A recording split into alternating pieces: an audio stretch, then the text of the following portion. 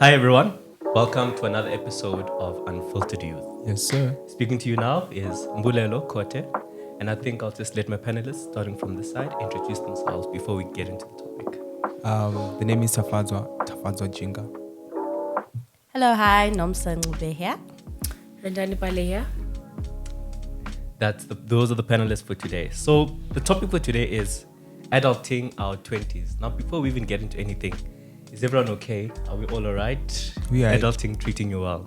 Hey, Who has scam? Well, it's on adulting, eh? scam. Adulting, on Well, adulting. how is it going? Is everyone fine if you were to express? It's showing us flames. It's It's not a what we Flames, thought yeah. It's a it scam. was supposed to be. Remember, what was that guy's name? The one from Netflix? Twitter swindler. Yeah. That's adulting. Oh, Tinder swindler. Yeah. That guy. It's been showing us flames. Down bad. You know, when you're growing up, you'd see like a 24-year-old, you'd be like, "How you're not working? You're a flop in life." Now I'm Exactly, 24. now It's like, yo, Yo, it's coming. exactly. You know. Yeah. You So see yeah. 22-year-olds out here living their best lives, owning houses. Yeah, out here, and I'm still looking for a job. I still live in my mother's house. I still live in my mom's house, you know. So it's Would you say that's pressure from outside or is it from yourself? I think it's both. it's a little bit of both. Both, yeah. Because I mean, a person has expectations for themselves. Exactly. You know, when you grow up, you're like, by like probably 25, I would have a car, a house. You know, I'd be going to Dubai every 2 months. Can't away. Buy a house. No, How? but also some careers just don't allow to buy every 2 months. Look, you have to be realistic with your situation as well. I mean, until you're growing up, you're like 14, 15. I want to be a doctor. God, you don't know doctors work 24/7. Hey, that was me. I thought, me, surgeon or something. I will be cutting bodies. Yes, Which body are you cutting? Med said no. No. That's not your field, Yeah. you know? So what careers are you guys in? If I can ask that question, if it's not too... What do you do? What do you aspire to do? I'm in accounting. Still studying though. But hopefully to become a renowned businessman. Yes. Yes, man. Oh. I Oh, thought yeah. you're going to be an AC, they call it ACC. No? CASA. Nah, that's just for the title. Oh, You know, okay. It's part of the bag. Oh, okay. There's more to it. Yeah. Okay. Yeah. And you, Rendani? I started, You I started. studied. English is running away. Yay. I studied psychology. Yeah. Unfortunately, with my degree, I can't do anything about it right now. I still need to go into honors and then masters. Then I can be doctor. Bale. So you're on the right So, track. so You can until be a then, I'm just a student.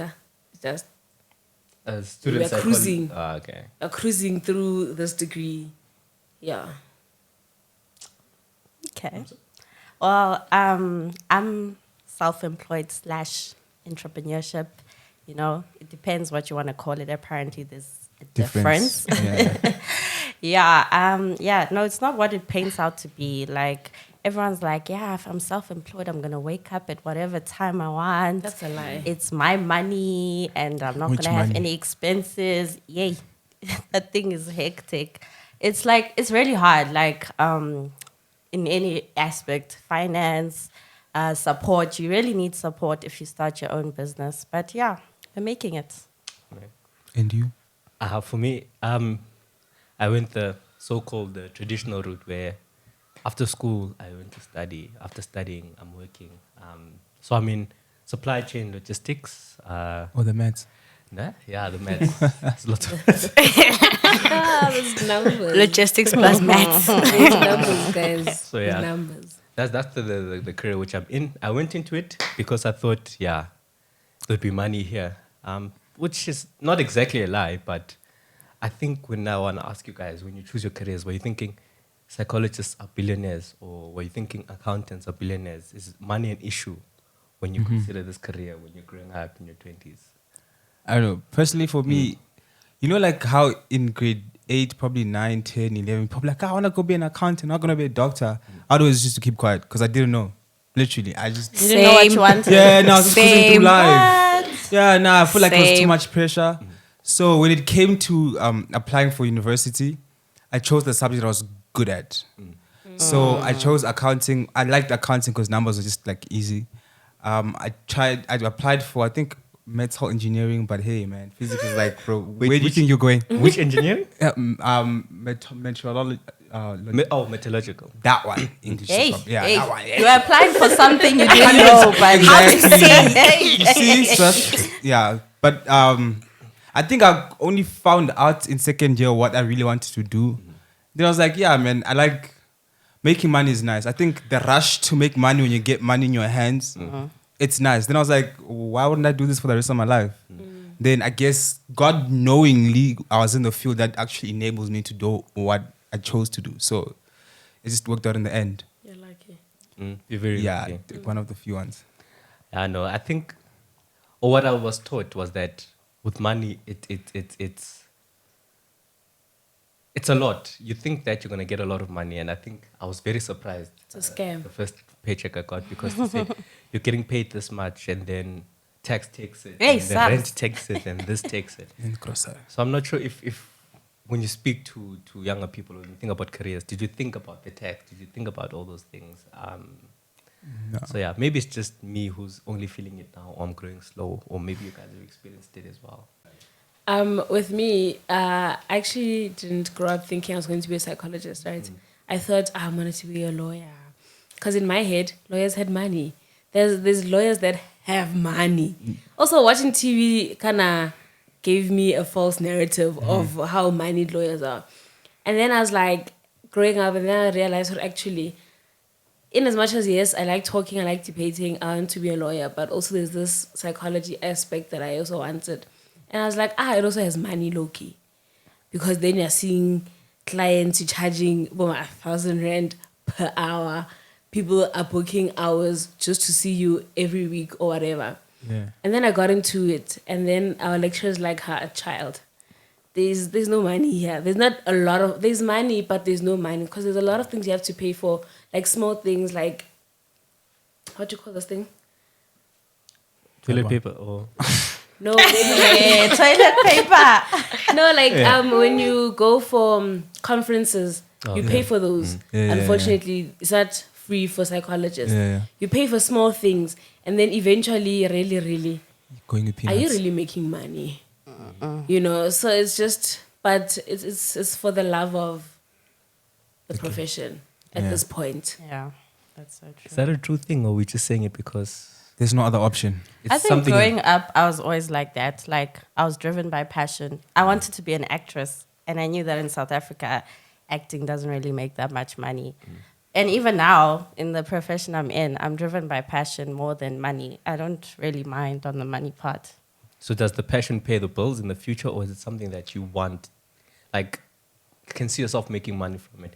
The point I'm trying to get to is, when choosing your careers, is it you choose it primarily because of money, or is it something you're passionate about that you can make money from? For me, it's passion. It's passion. It's honestly That you passion. can make. That's why I decided, you know what, let's have a side hustle, because the passion might not always give you the sustainability that you need. You know, so a little business here and there, just to like have multiple streams of income. You know, so definitely passion. I'm with Rindani. I always tell my friends, like, if you're going to go work, first thing, are you in it for the money or are you in it for the passion? If you're in it for the passion, then you're going to have to think, are you fine with the money that's going to come in, you know? And if you're fine with the money, then sure, go for it. But if you want money, you're going to have to think of another way to make money. Because, I mean, at university, they only teach you how to somehow be an employee. Apply. Yeah. Exactly. They don't teach you how to make money from what you've been taught. They only teach you of like how to work for someone with what you've been taught. So I always tell people like, yo, if you're looking for money, dude, start even before varsity, because money is everywhere. You know, what you're getting in varsity is just extra knowledge that you're going to use to make more money. But the skill of making money, you don't get in varsity. So I guess for me, it's more of, yeah, I mean, there's a career, but then a career doesn't always make you the millions. Only a few people have made millions over a Out of career. their careers. Yeah, exactly. And they usually specialize like in something crazy. Yeah, and they take like 14 years to like get to where they are. It's like, hey, 14 years, I'll be like, Apparently, I children. heard to be a neurosurgeon, it takes 18 years. Imagine another 18 years Of just of school. School. Just no ways. Plus Your no ways. another 18 years on your back, high school, and hey, they can I miss was me with like, it. no ways. There's absolutely no way. I totally agree when it comes to passion. I have a friend, parents were influencing him to do medicine. He decided to do medicine. He didn't make it to third year. Because when you don't have passion for something, failing is easy. Giving up is easy. It's always an option. But when you're passionate for something or with something, even waking up, going to work, it becomes, man, it's Monday, let's go to work. And then you find a person who's excited, who cannot wait to go to work and do something about their jobs. So I think for me, passion, but just know that sometimes you can try, otherwise you'll fail. I agree. I'm your friend, except...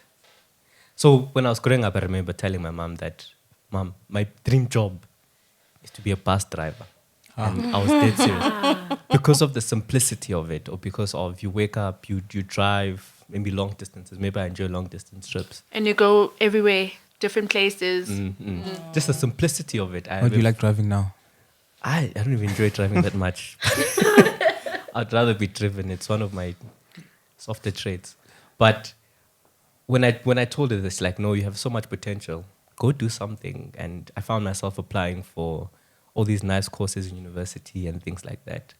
And then, unlike your friend, I didn't get to fail because there was still discipline, there was still pressure, there was still a lot of things. And then at the end of the day, it's like, I need to do this because I have, let's say, the gift to achieve something. So maybe I would have wanted to do something else, drive buses, but at the same time, it wasn't lucrative. So I'm not sure if you get the same sort of pressure from your family members, from yourselves. What sort of pressures do you feel? Could you just choose a career and say passion, but then your family's like, Yeah, you need passion to pay the doesn't make bills. money. Yeah. We need to eat also us. So No, my family's not like that. So fortunately, my mom was the type of person that says, follow what you want, right? So I'll give an example. My younger sister, she loves music. She loves music and she wanted to be an air hostess. My mom said, that's fine. You can be an air hostess if you want to be an air hostess, but at least get a solid degree in case you're not able to be an air hostess or a singer or you don't make it into the industry. Because unfortunately, that industry is just tough. So always have a backup plan. So you can follow your passion, but as long as you have something at the back to make sure that if something fails, there's a plan B or there's a plan C or whatever. So it has never been a pressure that... But also, my career path was quite... Yeah, they could understand. Yeah, it was something. But I feel like that's what the danger is, though, having a plan B. Because having a plan B doesn't make you focus totally on your plan A. So if I have a degree, then let's say I try getting into air hosting, the first try, I don't make it. Then I'm like, nah, go back to your... Now I'm not following my passion or I'm not following what I set myself out to be. So I feel like sometimes it does hinder kids when parents be like, first go do your degree, then you do what you love. It's a low-key, I feel like it's low-key a way of saying, they're just being adults about it and be like, just go do this. Because they know after that, they know adulting kicks. So once you finish your degree, they know you need to start paying bills. And when I start asking you like, hey Baba, you have a degree, air hostessing is not coming through, what's up? You know why I think they wanted the plan B? Because it was at a time she went to first year just before COVID. COVID started in 2020. Yeah. She was doing first year in 2020. It was COVID hit. Flights were suspended. Had she been an air hostess full time, how's she paying her rent? How's she buying food? This means she needs to come back home now. But if she had, okay, well, she's still studying, but with that plan B, they're thinking of if everything else fails, like if a pandemic comes and you're not allowed to fly or you can't do certain things, are you able to sustain yourself even after that hit? That's the thinking I think they had when they said have a plan B with such a career. There's some careers that you honestly, you need a plan B, no lie. I totally agree with you, Rendane. When you look at soccer players, you need to have a plan B if you're Exactly. in the sport field. What happens when you get an injury? And you And can't looking, play. yeah, and then you can't play. Or how they retire early. 35 is too old in the soccer. So you need to have a plan B because life continues after that. That's true. But for me, it's okay. Then plan B. Are you still staying in the field you love? If it's let's using sports, are you gonna be now a sports anchor, a sports analyst, or a sports journalist, or you're going to now start trying to do accounting? Because now, I think Create an opportunity for yourself. So in whatever you have. So if you, the instance, the soccer one, if you can't play, then create an opportunity where you speak about soccer. Create a podcast about soccer, you know? Be creative about it. I mean, COVID actually taught us to be what? Use our brains. It taught us to use our brains. I like the fact that you said create the opportunity for yourself to Yes. make money.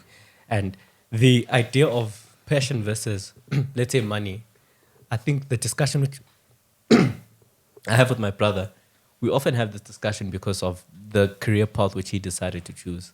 And my thought has always been, if you choose a career which you think makes money, you're going to be depressed. And at the end of the day, you're not going to be making as much money as possible because you're not following your passion. But if you have the idea or the mentality that, let me create an opportunity, let me do something with the qualification I have, the talent I have to make money. And that's why we speak of careers, not necessarily a job. Because if you were to ask, what is my job? I'm a junior analyst. What is my career? I'm in supply chain. What is your job? You are I'm still a student. okay, aspiring Yeah. accountant and things like that. So, yeah. Another question which I have is, this making money thing, is it for you or is it for the family? Both. Me, it's for me. Because they can survive without my money. And they'll be fine. And they've without been it. surviving. And they've been why suddenly when I have a job now they can't survive. So I personally I think it's for me. Hey, living at home is sometimes just strenuous. So definitely right now I'm doing it for me. Is 100% for me. We'll give them now and then when I'm feeling generous. Yeah, and say hi. Here's an extra 150. About 150 is a lot. 150 rand. Yes, 150 rand. But I feel A like lot of people are not as fortunate, when it comes to such conversations. Genuinely, for a child somewhere is Lalini, they are thinking about the family because their big breakthrough is the family's breakthrough. So if they don't make the money, what happens to abantwana abancane who are like literally following them?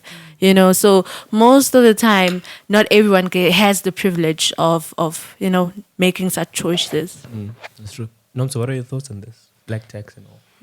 Okay, for me, it's different because of the background that I come from. So, high school and varsity, I was taken through by extended family. So, I do feel like I should, give back what was given to me.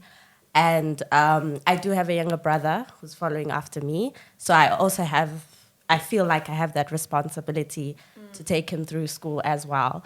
So I do feel like my money is mine, but most of the time when I'm enjoying my money, I'm like, oh, okay. exactly. Feels nice. Like Amanda was saying, it depends on your background and where you come from. If you come from a well-off-ish family that could take care of their own parts and their bills while you still can work, then that's fine. But if you have a responsibility to take care of the people that are before you, then I think you have an obligation to. You didn't make it to where you are on your own. And But an it's- obligation. Yes, it is an obligation. Okay, I always think about this. Every kid is an investment to their parents, no matter what. Or a burden. Okay. Exactly. Yeah, betting is a bad investment, by the way. Hey. Right? Every kid is an investment to. Think of how much money your parents had to take out for you to go to school alone. So it's your school fees, your uniform, your lunch boxes, right? School, Medicine. exactly. Think about how much money they had to put in, and when now you go and like, nah, I don't want to give you back. Let me make it a bit light. I didn't say they must make me. Exactly. I didn't write an application that I want to be on this earth. But like my They decided I against my will that you're going to be here. no, but my point is, remember, you're not the only one in the family, and the generation has to continue. Oh, yes. So if you stop providing for your family, then who's going to do it? Okay, let me say this. Ne? Let's say fine, you're providing for your family and you decide to get married. You're going to provide for 2 households. Yes. If they, this is my thought. I don't like the term black tax because it shows an entitlement to what was given to you. So if your parents have been paying for school fees all these years, yes, you didn't choose to come here, but it's not a tax. It's showing gratitude. Gratitude, yeah. So when I think about it, by the time I get married, obviously I can't be supporting my previous family, but for Like the that. time being, let You me know show what? so much gratitude that You buy they them a won't- fridge. And a TV. What's gonna get into the fridge? And a plasma TV. And a plasma TV, that's a lot. You know, I think I grew up a little bit different, right, from what you guys are saying. So I grew up in a big family, right? And my mom, being the oldest, had to take care of everybody young. But now everybody's able to like stand on their own 2 feet. So what happens is, for example, in December, everybody contributes a certain amount for groceries because we're all at my grandmother's house. Sure. That's as much as black tax goes for us. But everybody fends for themselves. Everybody is able to take care of themselves. And I feel like, let's not call it tax then, Yeah. if that's the case, because showing gratitude and tax, we're basically saying you're forced to do it because now they're saying we took you through school, which is low-key their job. It wasn't our doing for us to be here, and it's them having to do what they need to do. So even if you like, black tax also is an every month thing. Am I lying? It's an every month thing. Depends with the family. Showing but yeah. gratitude is once in a while. Mom, let's go out for lunch. Mom, let's go out for dinner. Let's go on a vacation together. Let's go for a massage. That to me is showing gratitude. Once you have to now, once you put obligation to it, then it becomes a little bit tricky for me because what was supposed to happen to me? I didn't ask to be here. So don't give grudgingly of necessity. Give cheerfully. type of Yes, vibes. God loves the cheerful giver. Yeah. Not a person that's giving, not a person who's giving because I have to give because my mom took me through school. Maybe I'm thinking like this because I was fortunate enough. You're privileged. Yeah. Sorry. Maybe it's privilege. Mara. But think about this though. You're saying you're coming from a big family. I also came from a big family where at a point in time, every time at home, we were more than 11 people, right? Staying in a house, right? Back when I was in Zim, right? And You said 11. 11 people at a time Okay. for like 4, 5, 6, 7 years, right? That's the family I grew up in. And it's just not my immediate, you guys know my family. We're like 5 kids and 2 parents who were 7, right? So at any point in time, there was like 3, 4 extra family members that were living with us. Now, that's another form of black tax, right? Then how do you reconcile you wanting to live your best life and also you fending and taking care of your external family? Why is your external family your responsibility? No. So I might sound a little Insensitive. yes. Yeah. No. I get what you mean because also we grew up like that. There was we grew up always a lot. We were a lot. Yeah. There was never less than 5, 10 people in the house. Yeah. We grew up a lot. But then there came a stage where those extended people moved out. Yeah, of course they always do. And then everything just came fewer. We became fewer. And then it was the immediate people, which is my mom's siblings and their kids. All right. But now, why am I then obligated to take care of Spanban It's. I don't think it's, outside my immediate household? the point that the both of you are speaking from is gratitude. His gratitude is just a duty type. It's covered in duty, whereas your gratitude is covered in I'll do it. I'll take you out in the spa when I want to. But taking it more personally for me, for a personal experience with the idea of black tax. So with me, we grew up in a single mother-headed household. And I remember whenever we used to win competitions, whether it was academic or whether we did other things, the money that came in was given to us. My mom would say, no, keep it. Even though there was no bread, she would say, go and buy sweets. So now the idea of black tax, yes, we see it from our point of view as the younger youth. But would you say that our parents or our relatives are entitled to this? Do they feel entitled to say, because I did this?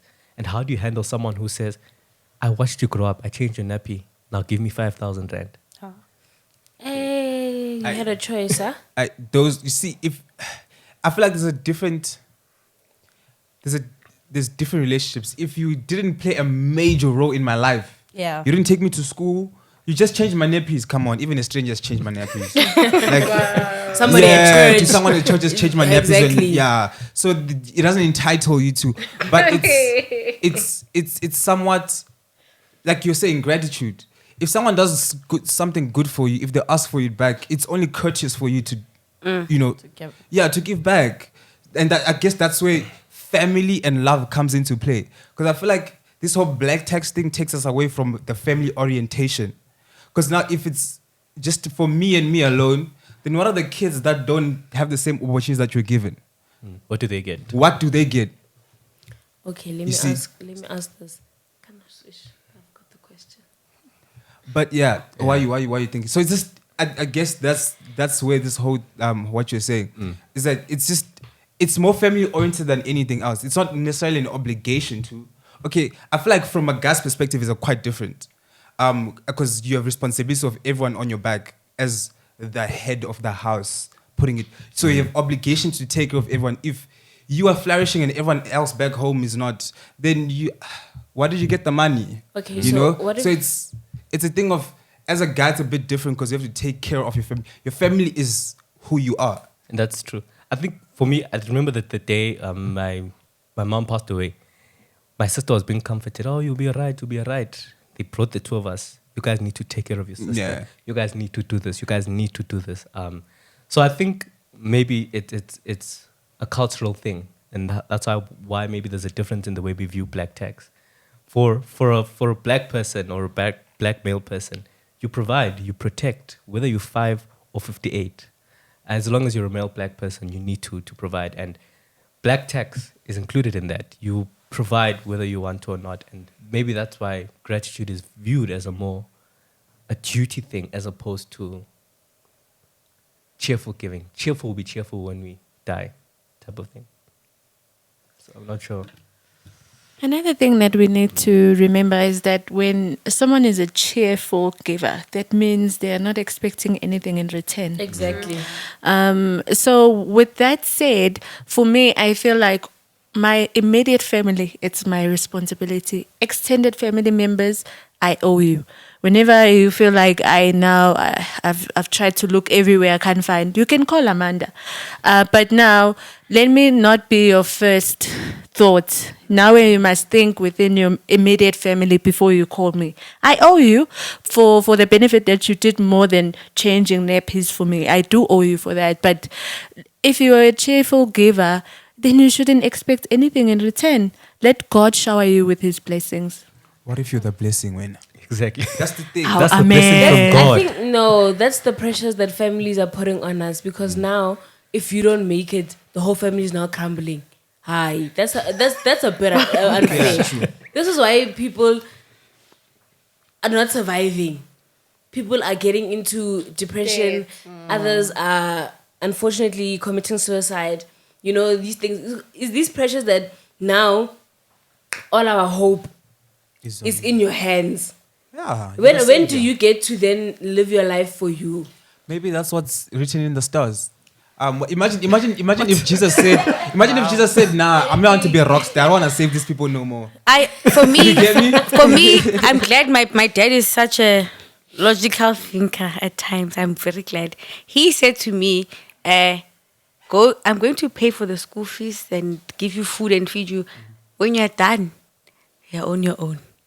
Don't give me money. Even when I started working, he said, don't give me your money. Work and make it, save it up. So I feel like it depends on the family you come from. Exactly. I have friends. their father would take them through varsity and be like, it was a student loan. I want the money back. So when they start working, they start paying back the loan of the varsity fees. Yeah.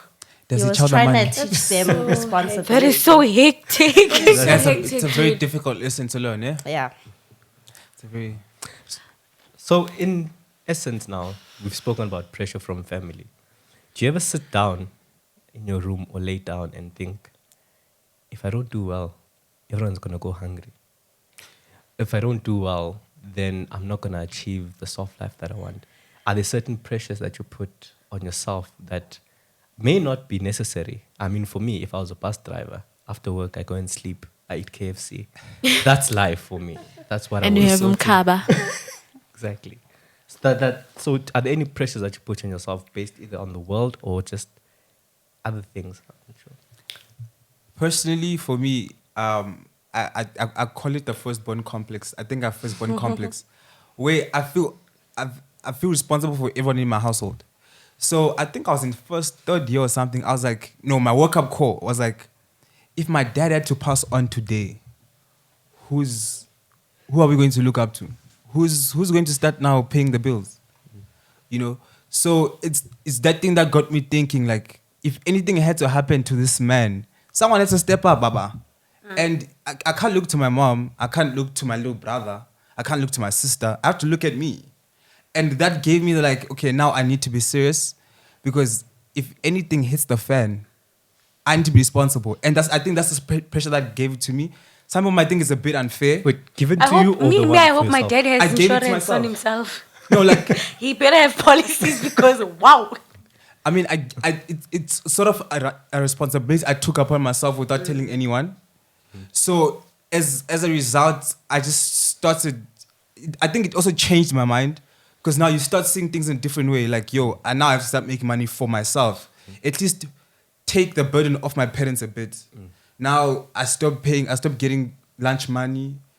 I pay for my own gas now. You know, things like that. At least I'm fending off for myself bit by bit, learning stuff that, I don't know, you probably learn after you start get your first salary or whatever. So for me, it's that pressure that I gave myself. And I feel like for me, it was good pressure, because it forced me to grow up. You know? Pressures from outside the world, I guess. I mean, there's always going to be Instagram, you know? You see this guy, especially for guys, soccer. You see a kid that's 19 years old Owning getting a about 3 million rent house. getting 40,000 euros a week. And he's like 16. And it's like 16. I'm 24. That's 10 years. That's like, what, 8 years away. Never gonna see that. I don't money. even make that in a year. Yeah. So it's like, you know, you get some pressure like, okay, other kids are making it out there. And then me. I think you guys actually making me think I come from privilege now. Because to my mom, I'm an only child. Ne? By privilege. To my mom, I'm only, so I don't have that sibling pressure. Mara, to my family, I'm like the fourth one. So it's my cousins, right? Oh. So it's my cousins. So I call them my sisters, because I don't have siblings. It's African. So yeah. So it's my sisters. So I'm actually the fifth one. So I look to them and say, ma'am, I need money for 1, 2, 3. Right? So nobody, I also low-key have exempted myself from that responsibility of anybody even having the possibility to come to me, because I'm like, dude, there's so many people above me for you to get to me.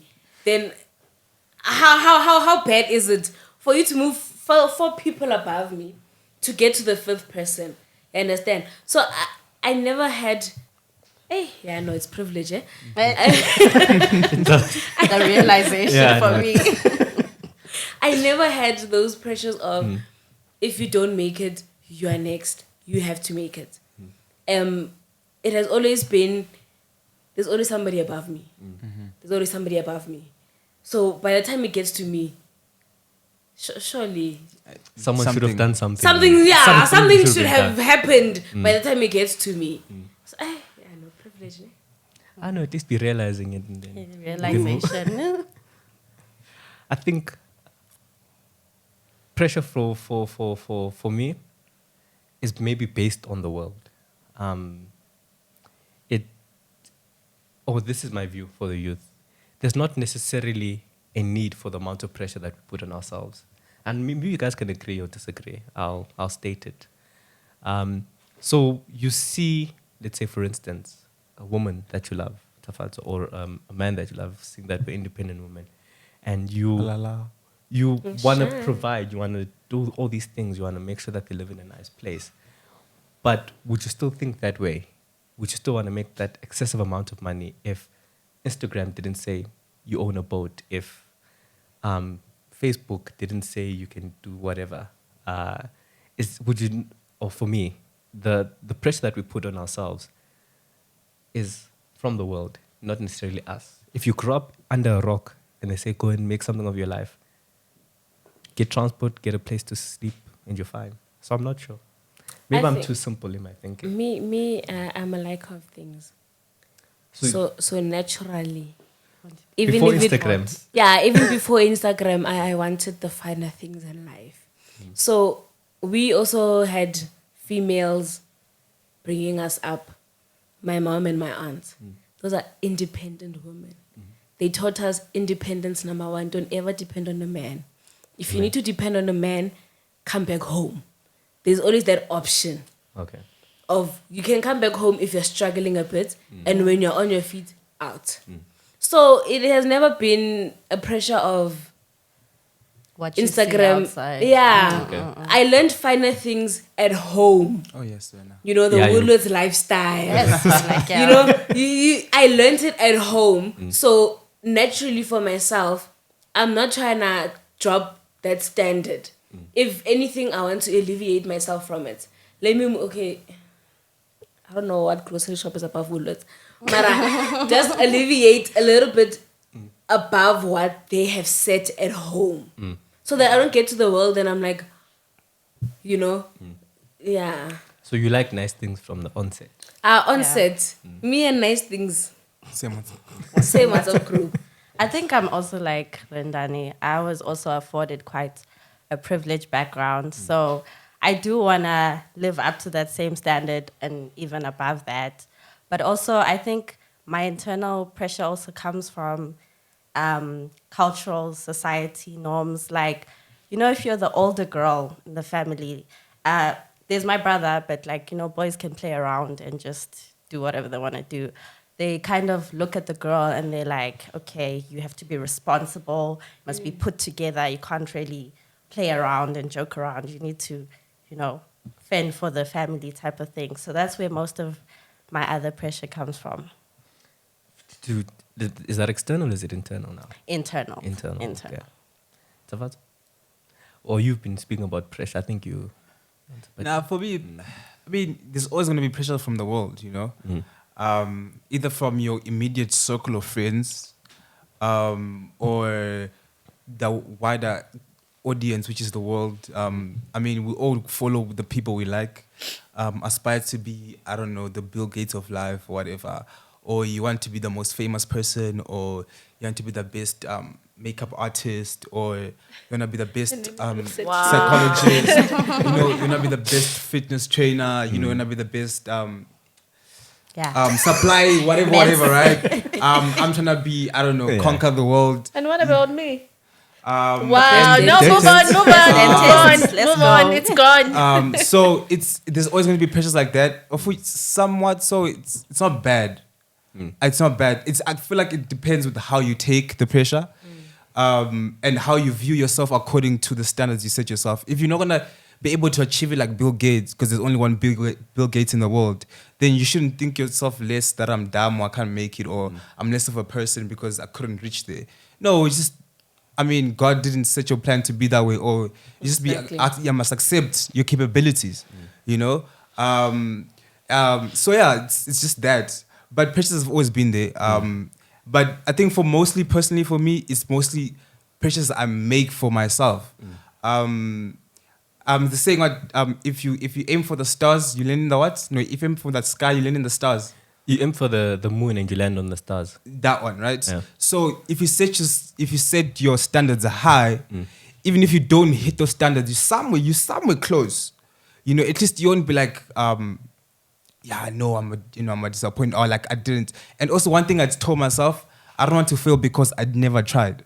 You'd rather try and fail. I'd rather try and fail and try and fail. And I'm like, I did my best. Man, like, this thing, it's not for me. It just doesn't work. Yeah, it's not for me. I'm not good at, I'm not good at it. Okay. So that's personally, but yeah, you keep it moving. Out of interest, so we've spoken about pressures and rough things, man. So do you ever look back to yourself when you're like 10, 12, 5? The good life. If you can go back to yourself at this time, to your younger self, how would you firstly show off to them and say, hey, look, we have a car, we have this, we have a business, we have that? Or how would you go and advise them and say, focus in maths, focus so that you can be a medical doctor, or whatever the case is? What would you say to your younger self? Don't grow up. Stay where you are. Hey, Relax. Don't rush to grow up. It's a trap. But on a serious note, I would literally say, take your studies seriously, like school. Take like school studies seriously, so that you always have a backup plan, right? So let's say you obviously apply and you apply for accounting, and your second option, they choose you for both, Always that, just be smart about your studying, and have fun as well. Don't be too serious. Yeah. I would say to my 10-year-old self, obviously, I would say follow your heart, because I feel like my dreams manifested. Like what I dreamt is what I am today, So follow your heart. Follow your heart, okay? For me, it's just two things. Get off your bum and work, because I was a lazy kid, right? And the second one is be confident who you are. You just perfect the way you are, man. Like, believe in yourself. And I mean, I'd literally just go just the way I am and show myself. I'm pretty sure you'll be impressed, But I'll tell myself, just believe in yourself a little bit more and just work harder. That's literally it. And I think, Brennan? I actually don't know. you just say hi. Yeah, it's like you're doing okay. Like everything will fall into place. You may not be who you thought you're going to be. Mara, you might just be somebody better. You might just be the sun in somebody's life or something. Just live life to the best of your ability. Don't allow outside pressures to influence the way you look at yourself, basically. Yeah. Okay. And you? For me, I think I'll go to my younger self and say, not everyone really cares. But this is in a good way. Because growing up, I was always worried that, I always had this thing where I wanted to achieve, do the best because I think people care. And once I stopped doing that, I started performing better. So that's the piece of advice I'd give myself. And then perhaps the good thing I'd say, don't worry, you grow up to be tall enough, you grow up to be okay. And I noticed that you guys were just giving yourselves advice. What are you proud of that you can show your younger self? Maybe you missed that question. What are you proud of? Don't advise yourself. We've given the advice and we allowed it. Proud. Okay, You for passed me, matric. I'm living. I'm still living. You passed. Yes, you passed matric. You are finishing varsity. You've started. Hey, somebody go before me. okay, let me go. I would say to myself, you're an entrepreneur. Okay, so background story. My dad was an entrepreneur fiend, He made businesses. He was that guy. So I always was like, I want to be like him. Like, I want to be like that. I want to be the business girl. And now here I am. Look at you, girl. You're proud Yeah. of being like your father. That's Yeah. really good. What? You So- need to be proud of yourself. I think that's an important thing we need to do. No, man, you've come come from off. Oh, sorry. You've come from off. You've come far, man. Like, I know I was growing up. Okay, little bit of background story. So when I was in grade 2, me and Sam, I know he's gonna hate me for this, right? Me and Sam were in the same class, right? And we're out of 38 people in the class. I was 38. He was 37, right? Academically, this is in grade 2, right? Yeah. And it kind of like played, I don't know, psychological role, like, you're probably dumb or you're not good enough and whatever. But like, when I look at myself now, I'm just like, bro, look at you now, you know? So yeah, you can be, I think that's one thing I'll be proud of, that it's against everything you thought of when you were young, you actually achieved what you thought you couldn't. And which is, okay, school, yeah, sure, but also making money, man, because I love making money. But yeah, just basically you can make money also. Like, yeah, bro, like you've been making money and you're still going to make money a whole lot more. Yeah. No, that's a very good thing. Rendana, have you thought? Still passing metric. You know what? No, actually, come on. actually, it's finishing varsity. Okay. Because it was not easy, guys. Especially because my second year was in lockdown. That was when I was supposed to have my practicals. So I had to have theoretical practicals. So that was a bit, only now you get the option to go out in the field. So definitely finishing varsity. Just finishing. It wasn't an easy 3.5 years. It really wasn't. So many things were.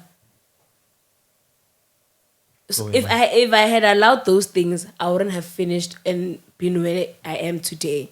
So just persevere. Persevere. Yeah, that's the word. Yeah, that one. At least you passed. You know what? I passed varsity. So definitely just finishing that part of my life. Okay, cool. Yeah. Okay, cool. We're running out of time. So just as the last thing, speak just maybe 20 seconds or less to the audience out there about adulting and your 20s and your view on it, and maybe even a message of encouragement, just a spice, just to close it off, so that, because I asked you guys, how are you? And no one answered me properly, so I'm guessing it's tough. So just word of advice or departing words, and then we can. For me, the word of advice is that every career matters. There's nothing too small, there's nothing too big that you could be doing. Find something that you're passionate about, work at it with everything that you have and with whoever you can, and just make sure that it can be done. You're the producer, sucks. Quick, 20 seconds. Run your own race, man. Especially for the young ones, run your own race. Just focus on you and personal development. Leave girls alone as gents. As for leave girls alone. Like for the adults, for the adults, it's already done. You already know what's going on. But for the kids, 18 going down, focus on you and focus on your self-development. That's it. Quick. I think for me, it's just give yourself a break. Okay. Your mental health matters a lot. If you feel like you're overwhelmed, take a nap. Go watch TV. Go do something. But give yourself a break. You're doing fine. You're going to do fine. You will be fine.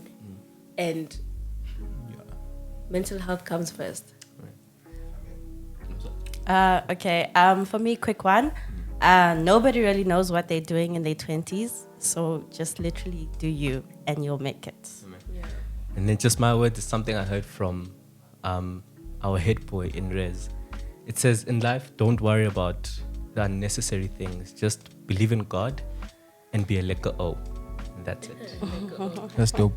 Thank you so much, guys. And we out. Bye. And we rolling. Deep pockets on my nigga.